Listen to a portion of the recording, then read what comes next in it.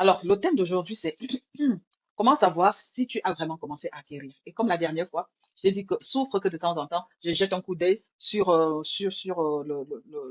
programme que j'ai pu faire sur le guérir. Quand on parle de guérison, guérir, cela ne veut pas dire cela ne veut pas dire oublier. Guérir, cela veut simplement dire transformer. D'accord? C'est-à-dire qu'on promout une blessure, laisse toujours une trace dans le cerveau. Ça laisse une trace dans le corps, ça laisse une trace dans l'âme. Ce sont des traces qu'on ne peut pas effacer. C'est comme une cicatrice, hein, quand on se blesse sur le corps, il y a une cicatrice, à moins qu'on aille faire une chirurgie esthétique, mais même si on fait une chirurgie, ça va quand même laisser les traces que, bah, ouais, il y avait c'est-à-dire que la peau ne sera plus la même à cet endroit. Donc, on ne peut pas totalement l'effacer.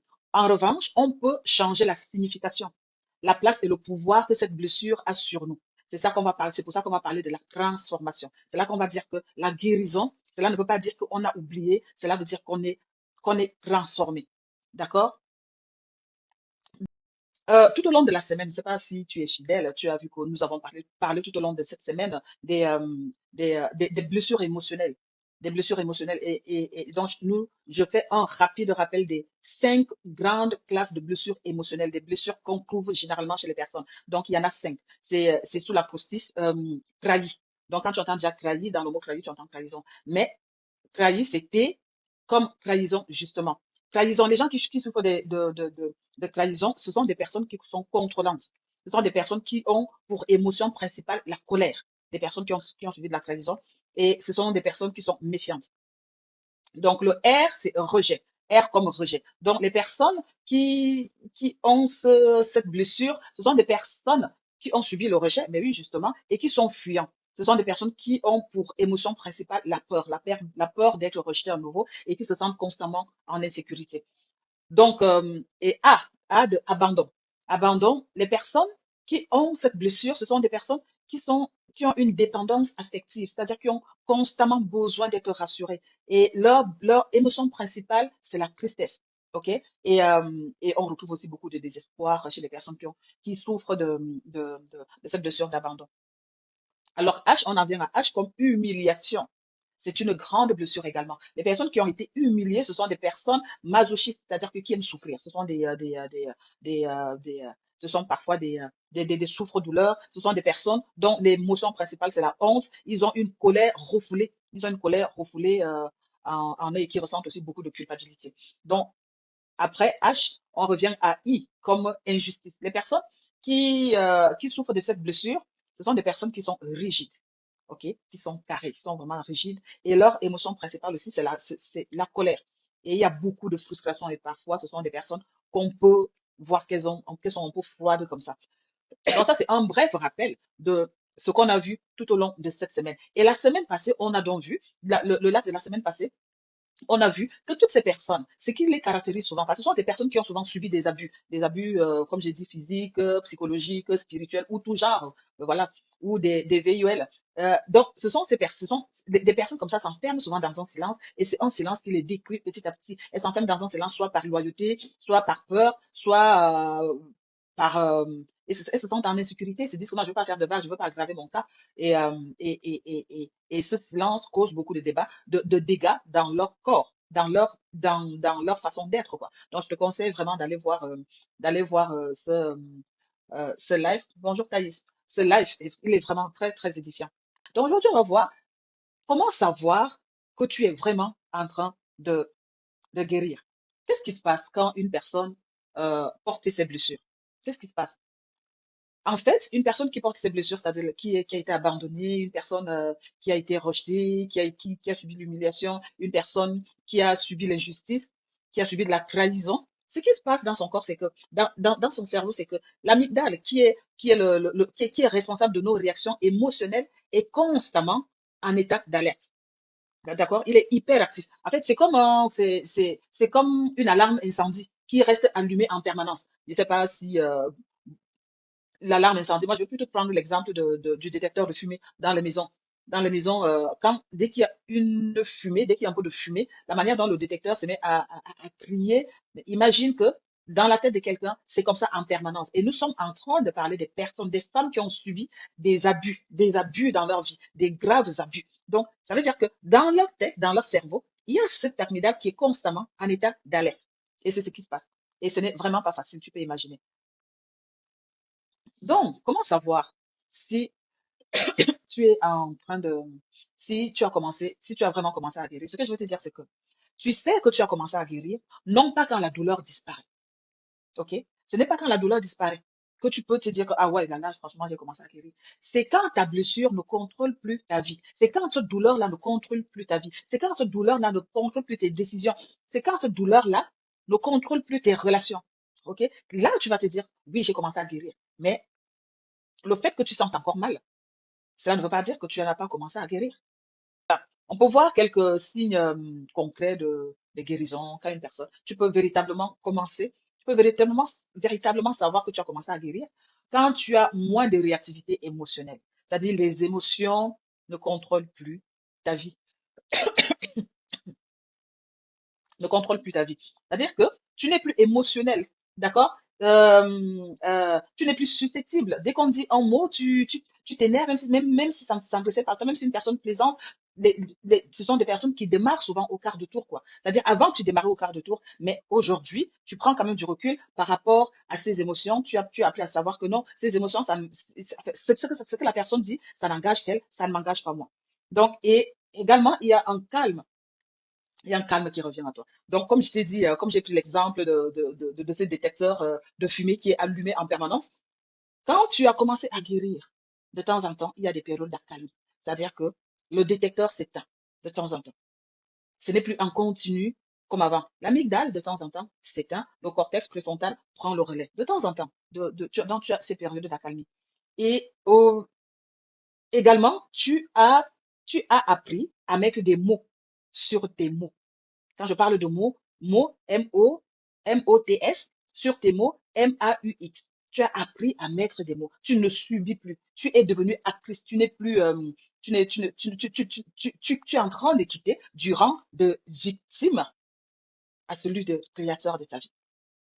Donc, et aujourd'hui, tu as des changements de perspective, tu commences à faire à nouveau des projets, parce qu'avant, quand tu étais dans cet état d'alarme constant, tu ne pouvais, tu étais comme bloqué, tu n'arrivais pas à avancer, tu vois. Aujourd'hui, tu fais des projets à nouveau, tu te projettes, tu as des perspectives d'avenir. Et au niveau des relations également, les relations sont beaucoup plus apaisées, elles sont beaucoup plus saines, elles commencent à être plus saines, les conversations sont beaucoup plus fluides. D'accord? Tu n'es plus en train de subir. S'il te plaît, si tu as besoin d'un tableau, parce que j'ai tout sur PDF, si tu as besoin, par exemple, du PDF des blessures émotionnelles, tu peux commenter blessures émotionnelles et je t'enverrai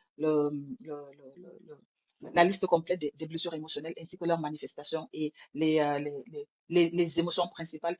Un cerveau traumatisé, au niveau des émotions, il y a une hyperactivité. Il y a des crises de panique, des crises d'angoisse et on a des palpitations constamment. Ça, c'est un cerveau qui est traumatisé. Un cerveau qui est en voie de guérison, le calme revient de temps en temps, beaucoup plus fréquemment. Les émotions sont mieux régulées, tu vois. Au niveau de ta mémoire, parce qu'il faut savoir que quand on subit un traumatisme, quelquefois, on a comme des pertes de mémoire. Il y a des flashbacks. Pourquoi est-ce qu'il y a, on a de temps en temps des pertes de mémoire? Parce que nous sommes envahis par l'événement. Il y a des flashbacks constants. On a des souvenirs envahissants. Il y a la difficulté à distinguer le passé et le présent parce que quoi, on vit constamment dans le passé. On vit constamment dans le souvenir de l'événement. Ça, c'est quand le cerveau est encore traumatisé. Mais un cerveau qui est en voie de guérison, qu'est-ce qui se passe? Les souvenirs sont plus intégrés. OK? Il y a moins d'inclusion. C'est-à-dire que tu vis beaucoup moins l'événement. Et tu as la capacité de te rappeler sans revivre, sans que cela ne te fasse mal. Parce qu'il faut savoir que quand on a subi un traumatisme comme ça, quand on le revit, c'est avec la même intensité. Le cerveau se rappelle, pour le cerveau, tu es en train de revivre cet événement. Et c'est pour cela que l'amygdale, il se remet en état d'alerte. C'est exactement comme si tu es en train de vivre l'événement. Mais quand tu es en voie de guérison, tu te rends compte que tu peux te rappeler l'événement, mais sans pour autant le revivre.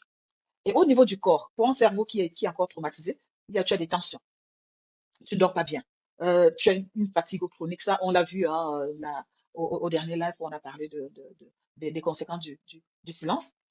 Donc, mais quand tu commences à aller mieux, tu te rends compte que tu dors de mieux en mieux, ok? Tu as une respiration plus fluide, donc tu n'as plus des crises de panique, des palpitations, et tu sais te détendre. D'accord? Ah, ok. D'accord, entendu, Irina. Je t'enverrai. Donc, c'est ça. Donc, au niveau de tes relations, pour un cerveau qui est encore traumatisé, au niveau de tes relations, tu es méfiante, quoi. Tu es méfiante et tu vis dans l'isolement, tu n'oses pas entrer dans la foule, tu te mets toujours à l'écart et tu te plains que les gens ne veulent pas t'intégrer. Voilà. En fait, tu te positionnes encore en victime, quoi. Tu as peur d'être à nouveau abandonné. Mais quand tu commences à guérir, tu vois que petit à petit, tu commences à approcher les gens. La confiance renaît et la communication devient plus simple. Et au niveau de tes pensées, ton cerveau qui est traumatisé, en fait, tu as des pensées négatives tout le temps, tout le temps. Tu ressens de la culpabilité, le sentiment d'impuissance, mais je peux rien faire. Je veux faire comment? Vraiment, je suis malchanceuse, je suis là, je suis nulle, je suis maudite. Ce sont que ce genre de pensées, de pensées négatives qui montent dans ta tête. Mais quand tu commences à aller mieux, les pensées deviennent plus équilibrées et tu reprends de plus en plus confiance en toi. D'accord? Tu comprends que tu as un rôle à jouer et que c'est ta vie, tu reprends petit à petit le pouvoir. Et au niveau de la vision d'avenir, comme je t'ai dit, hein, du fait qu'il y a cette alarme constante, tu n'arrivais plus à te projeter, tu n'arrivais plus à faire des plans. Même quand une personne, tu es une belle femme, tu es magnifique, tu es puissante, même quand des gens t'approchaient, tu voyais toujours des plans derrière, quoi. Tu dis, ah non, ben ça, il faut se méfier.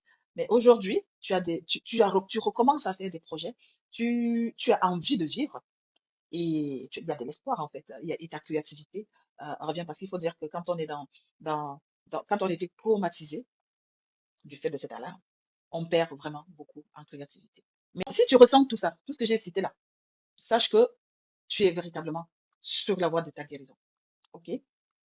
Donc, si je donne un petit exemple concret, avant, quand tu entendais un nom, le nom d'une certaine personne, des personnes qui t'ont, ou bien de la personne qui t'a fait souffrir, quand tu entendais ce nom, oh, tu étais paralysé. D'accord? Ça, c'est un exemple concret. Mais aujourd'hui, tu entends le nom, c'est pas ça te fait plus mal. Ça te fait mal. Mais tu peux continuer ta journée.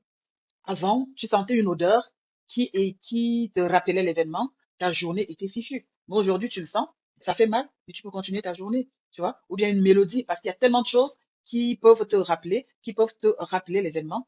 Ouais, ça fait mal. Il y a un pincement. Ce que je tiens également à préciser, c'est que les personnes qui ont été victimes d'abus, souvent subissent les 5 blessures. La blessure de trahison, parce que ce sont souvent des personnes qui sont proches d'elles, ce sont souvent des personnes en qui elles ont confiance, qui viennent abuser d'elles, et elles se sentent trahies. Elles sentent de l'injustice. Pourquoi? Parce que dans la famille, on va lui dire de se taire, on va protéger l'agresseur à son détriment, et elle va se sentir abandonnée. Pardon. Elle va se sentir abandonnée puisque personne ne comprend véritablement sa douleur. Elle va se sentir rejetée par ses frères, par sa mère. Si c'est, ben oui, parce que la plupart du temps, dans les familles, là où les enfants ont subi des abus, les mamans sont au courant. Les mamans sont au courant et elles ne disent rien. Donc, il y a la blessure de l'abandon et elle va se retrouver humiliée parce qu'à chaque fois que cette personne va abuser, elle sent de l'humiliation. Donc, les personnes qui ont subi euh, des abus, parfois, reflètent les simples blessures. Je vais simplement te dire que la guérison, c'est un processus. C'est un processus. Ce n'est pas un événement. Tu as subi un événement, mais pour pouvoir en sortir, c'est un processus. Et j'encourage vraiment les familles. Si tu connais une personne, si tu es proche d'une personne qui a subi des traumatismes, il faut beaucoup encourager ces personnes. Quand tu remarques un seul, une seule évolution, il ne faut pas hésiter à le lui faire remarquer parce que ça va lui faire un bien fou. Même si les blessures sont profondes, il y a de l'espoir parce que nous avons un cerveau qui est élastique et qui sait se réorganiser. C'est-à-dire, c'est ça qui est merveilleux en l'être humain. Et on peut toujours s'en sortir. Donc, et l'entourage joue un rôle déterminant, surtout un entourage bienveillant, hein, bien sûr, un entourage bienveillant. Les blessures émotionnelles, on peut aller encore un peu plus loin. On va creuser vraiment un tout petit peu en allant plus loin. Dans les personnes qui ont subi, qui souffrent de la blessure de la trahison, leurs besoins, ils ont besoin de tout contrôler pour ne plus avoir à être trahis. Elles, ce sont des personnes très méfiantes. Elles sont d'une grande exigence envers elles-mêmes et les autres. Et elles sont jalouses et impatientes. Et qu'est-ce que ça cache en fait? En profondeur, ça cache une difficulté à faire confiance et la peur d'être trompé à nouveau. Les personnes qui souffrent d'abandon, leurs besoins constants, c'est des personnes qui ont besoin d'attention constamment. Et elles sont presque étouffantes. On va les appeler parfois pot de colle, quoi. Et, euh, et elles s'attachent rapidement et elles ont peur d'être abandonnées. Et donc, qu'est-ce que ça cache? C'est une grande peur de la solitude et un sentiment de vide intérieur, véritablement. Et celles qui souffrent de rejet ont tendance à s'isoler, à se faire petit, se mettre petit, se faire petit dans un coin. Pourquoi? De peur d'être jugé. De peur d'être jugé et de ne pas être assez bien. Ce sont des gens qui ne se trouvent pas assez. Je ne suis pas assez petite, je ne suis pas assez petite, je ne suis pas assez grande, je ne suis pas assez intelligente, je ne suis pas assez ci, je ne suis pas assez ça. Donc, et qu'est-ce que ça cache au fond? C'est le sentiment de ne pas avoir le droit d'exister. Donc, je sais pas si ça doit être terrible. Ça doit être terrible. J'ai vécu tout cela. Je ne dis pas que ça doit être, c'est terrible en fait. Parce que je suis passée par là. Et celles qui souffrent du sentiment de la blessure d'injustice, ce sont des personnes rigides. OK? Rigides, perfectionnistes, difficulté à exprimer leurs émotions. Ce sont des personnes froides en fait, on va dire.